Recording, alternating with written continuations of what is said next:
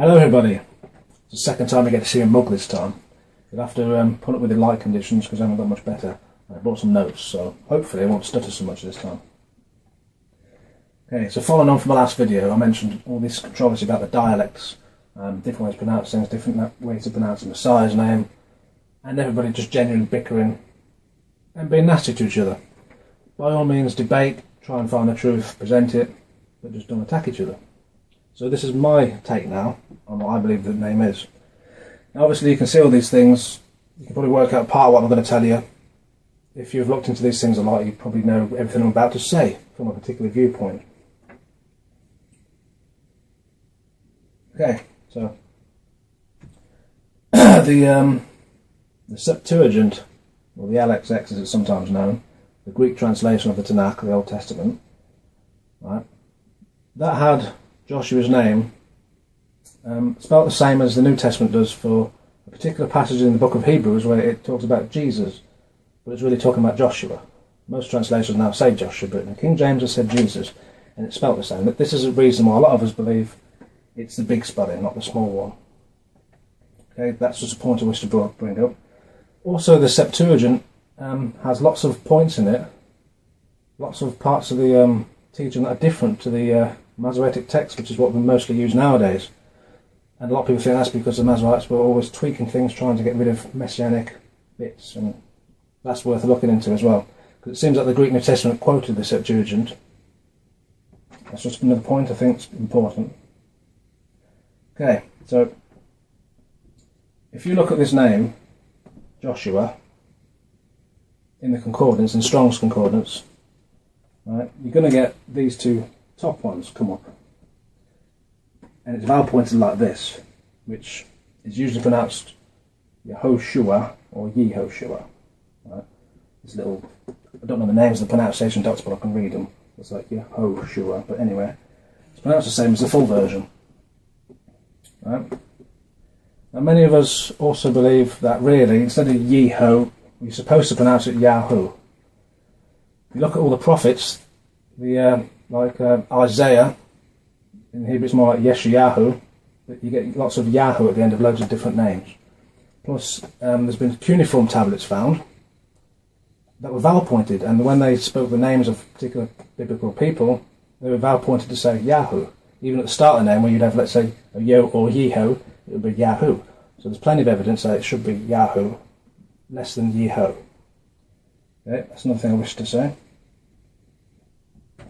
Now, this top version, Yahushua, as I pronounce it, is found 2 times in the Tanakh. This version is still pronounced vowel pointed to say Yehoshua or Yehoshua, is found 216 times. So I know a lot of you go, okay, well that's a majority, that must be it. We hate vowel pointing, so we get rid of the vowel pointing, so therefore we're now going to go Yahusha. Alright, fine, no problem, whatever. Might be true, but I don't think it is, as this video will show you. Now, I'll come on to the bottom one in a minute. Again, it's pretty obvious, but I'll come on to it later on. There's a person who I was talking to recently, and he led me towards 2 different websites. That for you might know about this, but I didn't know about it.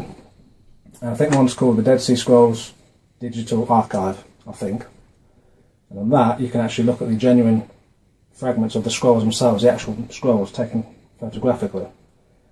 Now, and there's another site where somebody's looked at all this and they found those different things and transliterated it into modern Hebrew and compared it to the Masoretic text. Now, there's some interesting differences. And the Dead Sea Scrolls are allegedly about 1,000 years older than the Masoretic text, which, in my view at least, puts it up there, in terms of importance. And it agrees with the Septuagint quite often as well, which is interesting, because the Septuagint is a bit more messianic in places, and it seems like the Masoretes took bits out. We know this. But I did some studying on this other site. I'll put the links down there. And with the modern vowel points at least, I can read a teeny bit of Hebrew. With the modern vowel points at least, if you look at Joshua 6:7 in the Masoretic text, it kind of reads Vayomer El Ha'am, which is a bit like and he spoke to the people. If you look in the Dead Sea Scrolls, it's Vero Yahushua, top spelling, El-Ha-Am. So, and he spoke, Yahushua is the one who spoke to the people. Or we will translate it, and Yahushua spoke to the people, or Joshua. Okay, so that's one interesting difference right there. That's showing you that the Dead Sea Scrolls is spelling it Yahushua with the second vav, or wow. Okay, if you go to Joshua 6:8, you'll notice that you'll have in the Masoretic text, again, it's spelled like this. But in the Dead Sea Scrolls, it's spelled like this. Okay, again, these numbers are for the Tanakh, not the Dead Sea. Okay, so that's one point. And you can see it on the screen. I'll put them on the screen a bit. Joshua 6:10. The Masoretic text, you have this one. And again, in the Dead Sea Scrolls, you have the top one, the full version. Joshua 7:16. Same issue.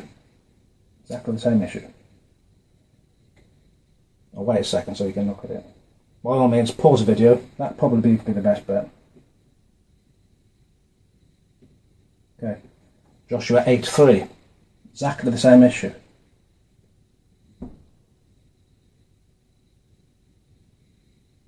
Joshua 8:10. Same issue. Now you'll notice I'm going in order. I'm going to ignore one and come back to it. Joshua 10:9. Same issue. Dead Sea Scrolls, full spelling. Now I've not seen them with my own eyes, which I'd like to, because I've been looking at the Dead Sea Scrolls themselves and I've not managed to find them all. But this website has found them, if it's trustworthy, which I think it is. I've got no reason to lie. I don't think they have any reason to lie. I trust it. It's up to you what you trust. I'm still looking in the text to find it myself. So far I've found the full version in the Dead Sea Scrolls with my own eyes once. And it seems to be the place where everybody else has found it as well. But interestingly, if you look above it, it says Yahusha ben Nun. So you do get the short version. It looks like it says Ben Nun after it, son of Nun. But then directly below it says Yahushua. It's exactly the same issue that the Tanakh has. Two spellings, same person. Even in the same passage sometimes. It's strange. Some people believe that was removed and put back in later to make a spiritual point.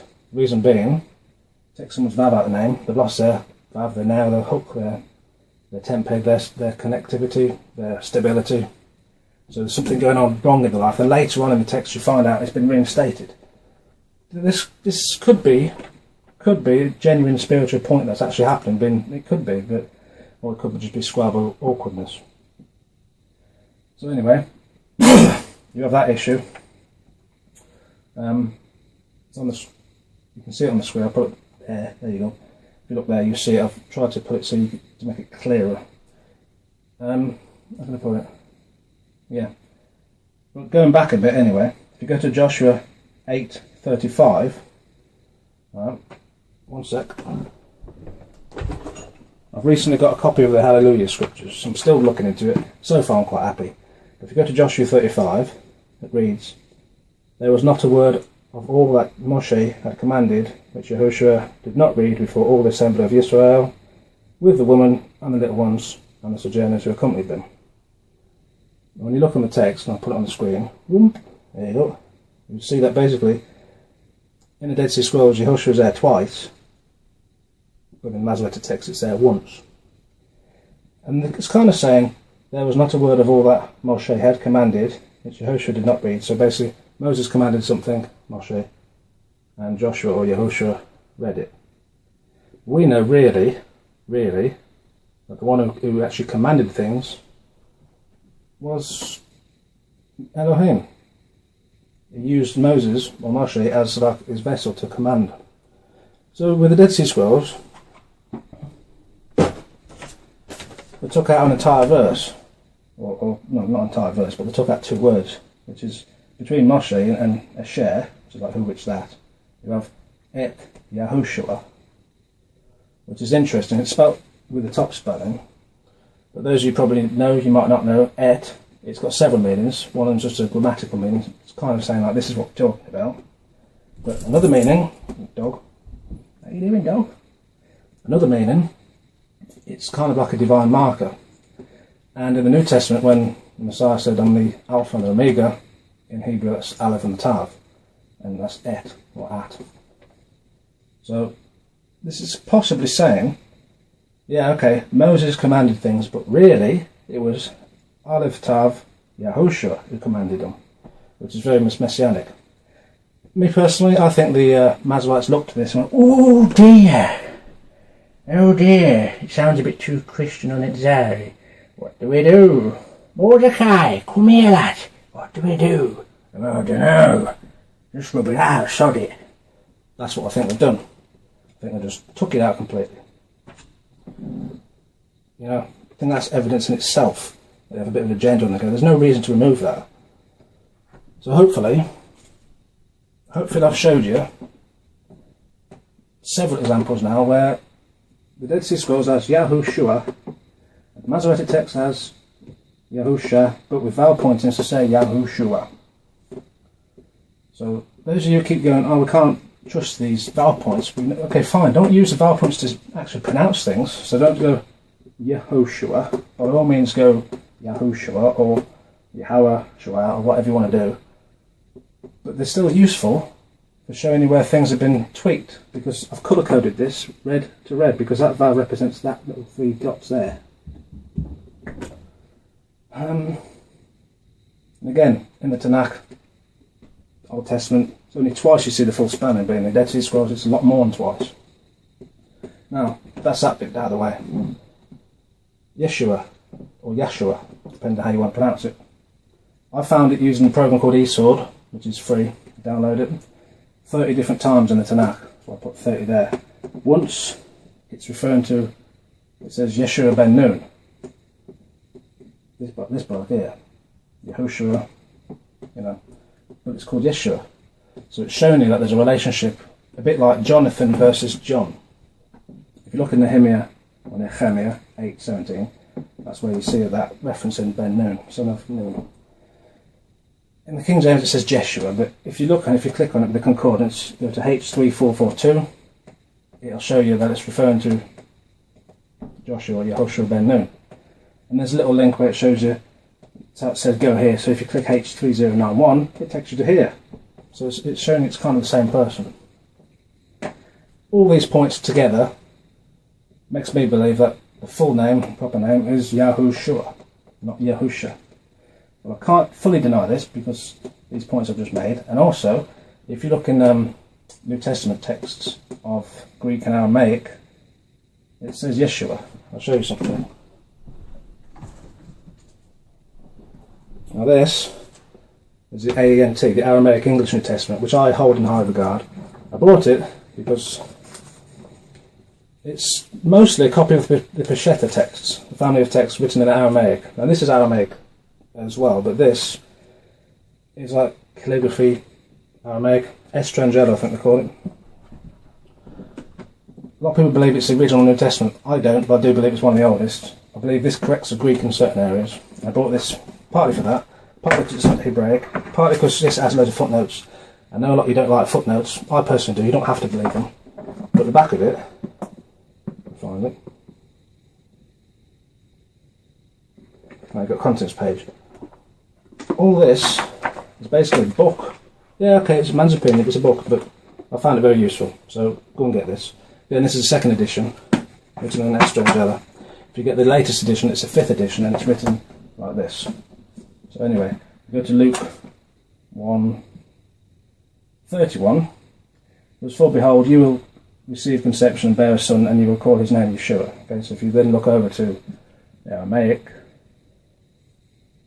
there, Yod Shin Wa Ayin. Try and get focus, if I can. See it? 4 little letters. Baby one, something that looks a bit like a little Y, a bit like a circle, then like a sideways V. There.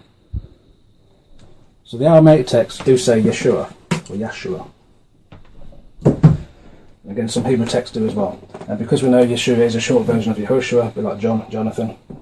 Right. Personally, I can accept them all, but I think this one, and secondary, this one. Don't have to argue and get nasty over it, you know, but I wanted to put my points across. I stick with Yahushua most of the time.